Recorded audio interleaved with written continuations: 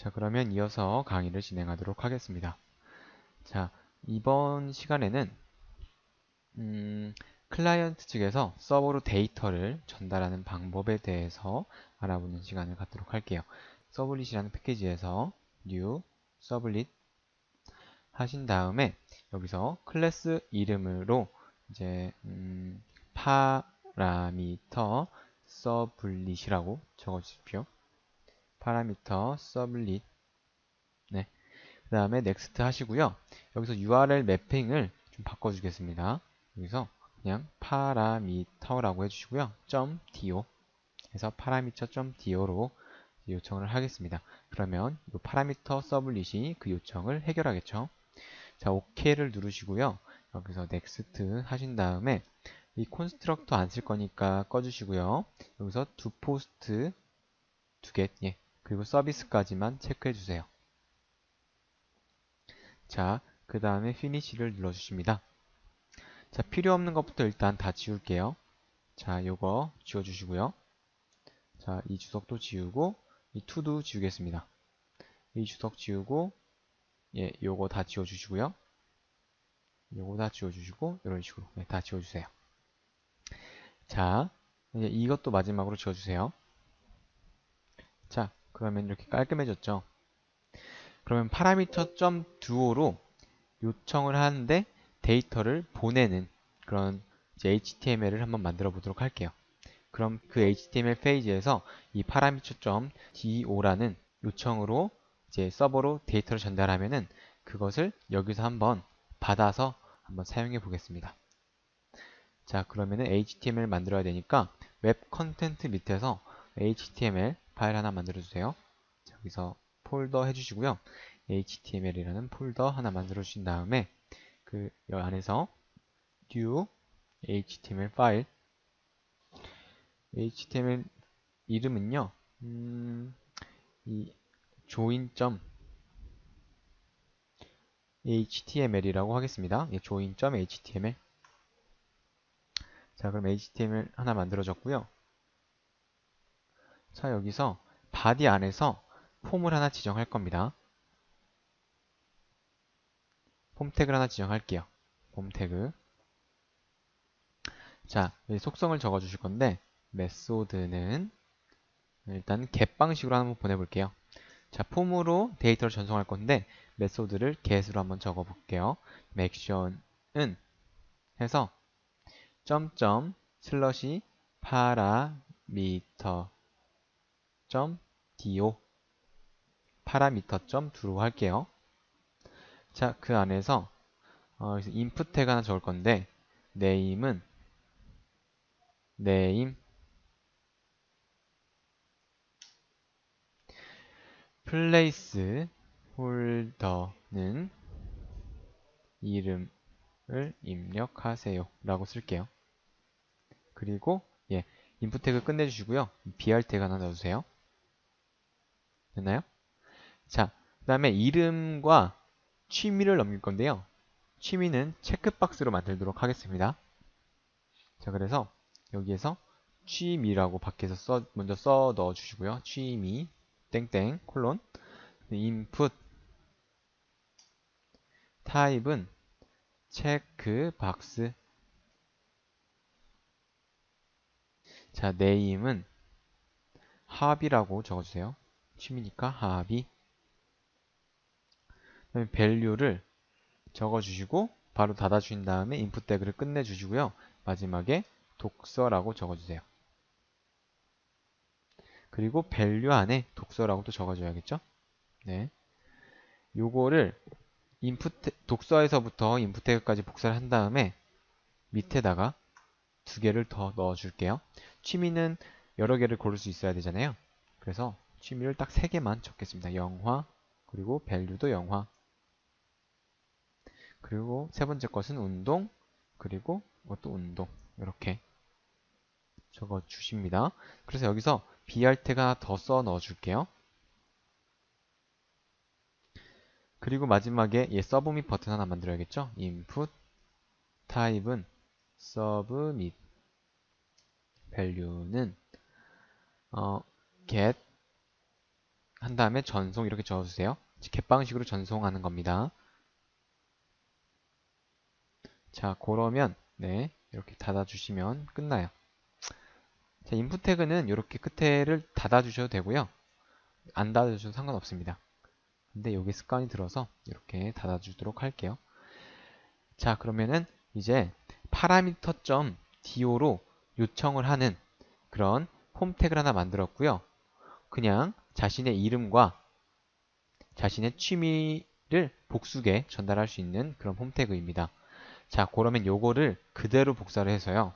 밑에 붙여 넣어주시고 두 번째 폼은 메소드를 포스트 방식으로 바꿔주세요. 자, 그리고 이제 버튼도 포스트 전송이라고 써 놓도록 하겠습니다. 자, 그럼 폼 태그가 두 개가 존재하죠. 자, 폼 태그가 두 개가 존재하고요. 하나는 get 방식이고 하나는 포스트 방식입니다. 자, 그럼 이거 실행해서 한번 잘 작성했는지 확인해 볼게요. run as run on the server next finish 하시면 이 HTML이 잘 뿌려지겠죠? 그럼 두 가지가 있는 겁니다. 이 밑에 구분하기 위해서 HR 태그 하나 넣어줄까요? 자, 이런 식으로 사이에 HR horizontal 태그 하나 넣어주고 세로 고침하면은 이런 식으로 뜹니다. 자, 이거를 한 화면에 보기 위해서 이렇게 같이 띄워 놓을게요. 작으니까 이렇게, 그리고 이클립스도 좀 작게 해서 이렇게 띄워 놓을게요. 자, 그러면 이 버튼을 누르는 순간 얘는 get 방식으로, 두 번째 거 포스트 방식으로 서버에 요청을 합니다. 그 URL은 이 URL과 똑같죠. parameter.do. 자, 보시면은 이 join.html에서 제가 점점 넣은 이유는 제가 다시 한번 설명드리는데요. 현재 이 HTML의 위치는 잘 보세요. 루트의 HTML 폴더 안에 join.html입니다. 그래서 얘가 parameter.do로, 즉 이런 식으로 parameter.do 이런 식으로 요청을 하려면 현재 폴더에서 웹 콘텐츠까지 나가야 돼요. 즉 루트까지 나가야 되기 때문에 이렇게 점점 슬러시 넣어준 거고요. 자, 이렇게 한 다음에 네, 얘 get 방식 정속을 누르면 이 parameter.do라는 요청을 하게 되는 거죠. 방식은 get이고요. 이러한 데이터를 같이 보내는 겁니다. 자, 그러면 일단 보내볼게요. 이름 입력하세요 한 다음에 여기서 그러면 제가 장동혁이라고 쓴 다음에 요거 두 개를 클릭하고 get 방식으로 전송을 하겠습니다. 자, 그러면은 parameter.do라는 경로로 요청을 하는데요. 물음표 해서 뒤에 쿼리를 써줬죠. 즉 요거 pass name 요거 뒤에 거는 물음표 한 다음에는 쿼리 요거 기준으로 이거 좀 내릴게요.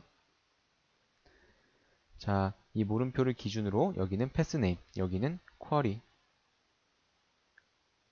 겁니다. 자, 이 부분이 데이터가 되겠고요. 이 부분은 경로입니다. 요청하고자 하는 경로. 자, 그러면 서버에서는 이제 클라이언트가 데이터를 보내줬으니까 그 데이터를 받아서 사용해야 되겠죠? 서비스에서는 이 요청의 방식이 get 방식인가 포스트 방식인가만 따져서 이 두 개를 호출하거나 두 포스트를 호출하게 하면 되죠. 자, 그럼 여기서 스트링의 메소드는 request.get 메소드라는 요 함수를 실행시키시면 이 요청이 get 방식인지 포스트 방식인지 여기 문자로 담기겠죠. 자, 그러면 여기서 if 해서 method.equals라는 스트링 비교를 해야 되니까 equals라는 함수를 통해서 요게 get과 같다면 자, 이 안에 있는 문장을 실행하고요. else 즉 post라면 이 안에 있는 문장을 실행하게 하면 됩니다. 자, 그러면 if 안에서는요. 여기서 두 get이라는 이 메서드를 호출할 건데 이때 파라미터로 request와 리스폰스를 넣어주면 되죠. 여기서 파라미터로 request response를 넣어주면 됩니다. 자, 그리고 세미콜론. 자, 마찬가지로 이게 포스트 방식으로 요청이 왔으면은 여기서 do post 해서 request와 response를 넣어주면 돼요. 됐나요? 자, 그러면 이 두 개시라는 메서드가 실행이 되겠죠? 만약 get 방식으로 요청이 오면은 이런 형태로 URL로 요청이 오면은 get 방식이기 때문에 여기 안에서 한번 제가 데이터를 불러와서 그냥 콘솔 창에 출력만 해보겠습니다. 그럼 여기서 스트링의 name은 request.getParameter 해서 name을 넣어주시면 돼요. 요거 저희 첫 시간에 했었죠. 서블 첫 시간에 한번 해봤었죠. 요 name은 이 URL에서 요 name과 똑같습니다. 그쵸? 이 두 개가 같은 겁니다. 약속이 되어 있는 거예요. 클라이언트에서 내가 name이라는 변수에 장동혁이라는 데이터를 넣을 거니까 서버에서도 이 name이라는 이 getParameter라는 함수에 이 name을 넣어주면은 그 값을 가져올 수 있는 거예요. 그렇죠? 요걸 한번 출력해 볼게요. sysout name을 출력해 보겠습니다. 자, 그리고 나서요. 이 합의를 또 받아와야겠죠? 합의를 받아올 건데 자, 보시면요. 합의라는 것은 이 합의라는 것은 복수계죠. 그러니까 이 합의라는 거에 독서도 오고요. 이 합의라는 거에 영화도 담겨져 옵니다. 그러니까 이게 하나의 변수가 아니라 합의라는 배열로 오게 되거든요. 그러니까 여기서 받을 때는 이렇게 스트링에 합의는 request.getParameter 해서 이게 합의를 넣어주시는 게 아니라요. 이런 식으로. 이게 아닙니다. 이게 아니고 합의라는 배열로 받아야 돼요. 스트링의 배열로. 스트링의 배열에 합의 그리고 array라고 쓸까요? array는 request.getParameter values라는 게 있어요. parameter values 그래서 여기에 합의를 써 넣어주시면 이 getParameter values라는 메서드의 리턴 값은 뭐냐면요. 보시면 스트링의 배열이죠. 스트링의 배열입니다. 그래서 이 getParameter values가 합이라는 배열에 접근을 해서 그 배열을 이런 식으로 스트링 배열로 만들어줍니다.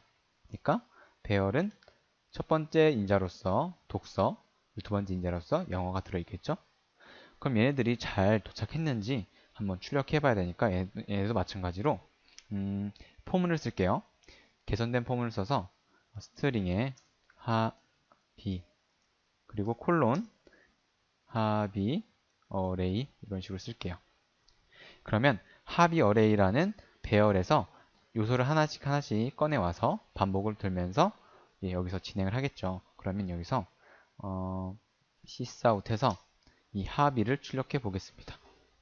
그러면은 예상되는 바로는 장동혁이 먼저 찍힐 거고요. 이걸 좀 줄일게요. 자, 요 라인에 의해서 장동혁이 먼저 찍힐 거고, 이게 두 번 반복이 되면서 독서와 영어가 찍힐 겁니다. 한번 실행을 해볼게요. 자, 그러면 이제 서블릿 내용이 추가가 됐잖아요. 그렇기 때문에 서버를 재시작해야 되는데, 여러분 보시면 우리가 예전에 context.xml에서 우리가 추가한 설정이 있습니다. 자, 그게 뭔지 한번 잠깐 보고 올게요. 일단은 톰캣이 설치된 대로 갈게요. 저 같은 경우는 이 development tool이라는 공간에 아파치 톰캣 지금 8.5 버전이죠. 자, 얘에 콤프라는 공간에 context.xml 자, 요거를 메모장으로 한번 열어보겠습니다. 자, 메모장을 열면은 이런 게 뜨는데 제가 예전에 리로더블 해서 true를 썼습니다. 요 true라는 속성을 줬는데 요 리로더블이 서블릿의 내용들이 즉 자바 리소스 안에 소스 안에 그 있는 자바 파일들의 내용이 변경되면 즉 서블릿에 어떤 변화가 오면 지금 서블릿 클래스가 변경이 됐잖아요. 그랬을 때 이런 식으로 리로드를 하는 겁니다. 그러니까 요 파라미터 서블릿을 리로드를 해서 갱신을 시키는 거거든요. 자, 요 속성을 써주시면은 서버를 다시 실행하지 않고도 갱신된 결과를 확인할 수가 있어요. 그래서 뒤로 간 다음에 여기서 이름 장동혁 쓰시고요. 독서 영화 지금 클릭을 했습니다. 그리고 get 정송을 하면은 이런 식으로 아까 제가 그냥 새로 고침을 해서 뜬 거고 여기 이렇게 떴습니다. 자, 여기까지 장동혁 독서 영화 잘 떴죠? 예상하는 바대로 여기서 장동혁이 떴고요. 여기서 독서와 영화가 차례대로 출력됐죠. 자, 한 번 더 해볼까요? 여기서 이번에는 플린이라고 적고요. 자, 운동과 영화를 클릭하겠습니다. 그 다음에 갭 방식으로 정송을 하면은 이런 식으로 플린, 영화, 운동이 잘 찍혔죠. 그래서 지금 갭 방식으로 잘 데이터를 전달받았습니다. 이렇게 복수계가 하나의 이름으로 있는 것들은 배열로 봤고요. get parameter values라는 함수를 통해서 자, 이게 그냥 변수 하나에 값 하나가 들어있는 것들은 이런 식으로 get parameter라는 메서드를 이용해 주시면 됩니다. 자, 그러면 두 포스트로도 데이터가 잘 오는지 한번 확인을 해봐야겠죠? 자, 요거 그대로 복사를 해서 여기에 붙여 넣을게요. 두 포스트 안에. 그쵸? 왜냐하면 자, 보시면 joy.entit에 보시면 똑같아요. 이 name으로 지금 name이 변수명이기 때문에 name이라는 변수와 또 합이라는 변수에 들어가기 때문에 이런 식으로 똑같습니다. 자, 이 상태에서 여기서 옮겼으니까 컨트롤 S를 누르시면은 리로드를 해요. 지금 리로드 된 상태고요. 여기서 다시 뒤로 가기 누르신 다음에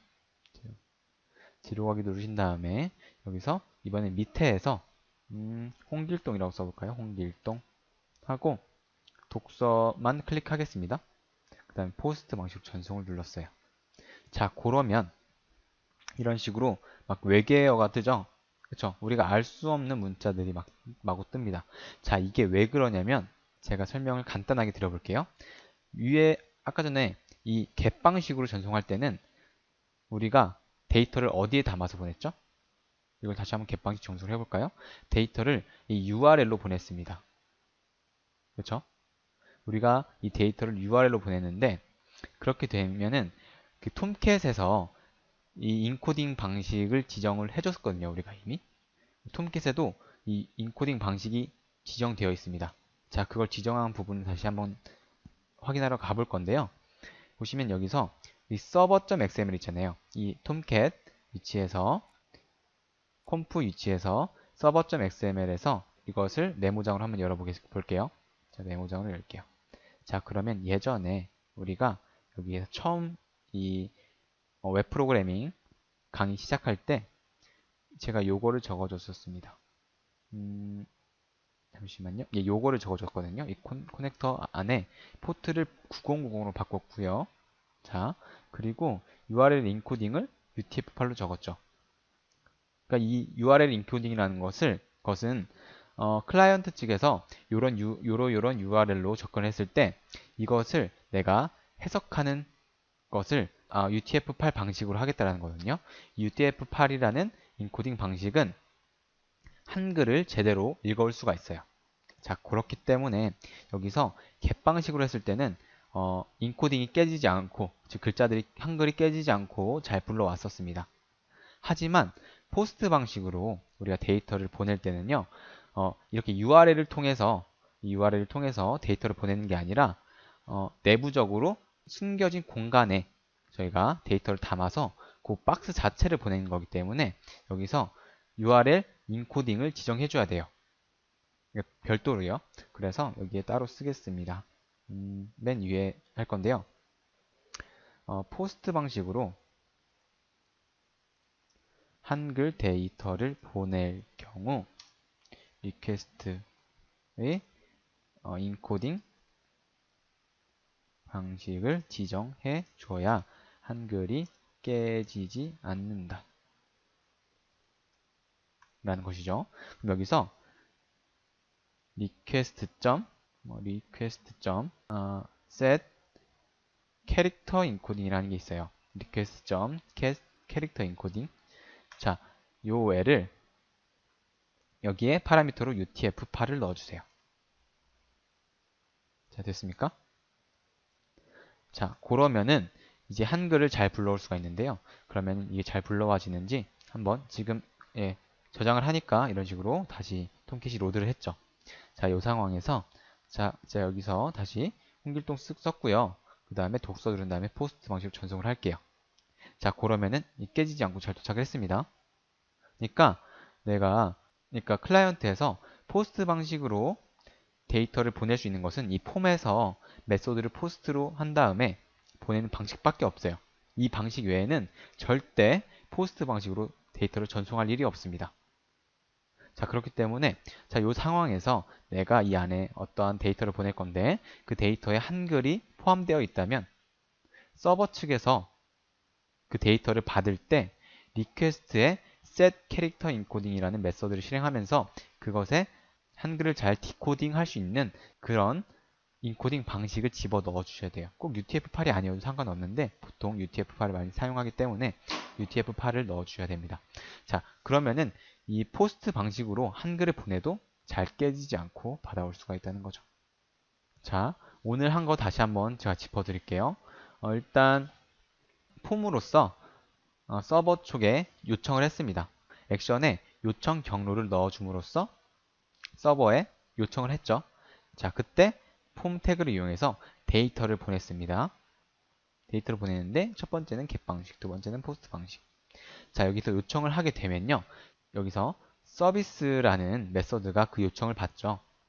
이 서비스라는 메서드가 제일 먼저 실행이 되죠. 그때 우리는 전송 방식에 따라서 두 get을 호출할지 아니면 두 post를 호출할지 정해야 됩니다. 자, 그때 이렇게 메소드라는 변수에 request.get 메소드 해서 지금 요청한 방식이 get인지 아니면 post인지를 구별해내야 돼요. get일 경우 이 두 get 메소드를 실행하고요. post일 경우 이 두 post 메소드를 실행합니다. 그때 이 request랑 response를 객체를 이 객체들이죠. 얘들 이렇게 넘겨줘야 돼요.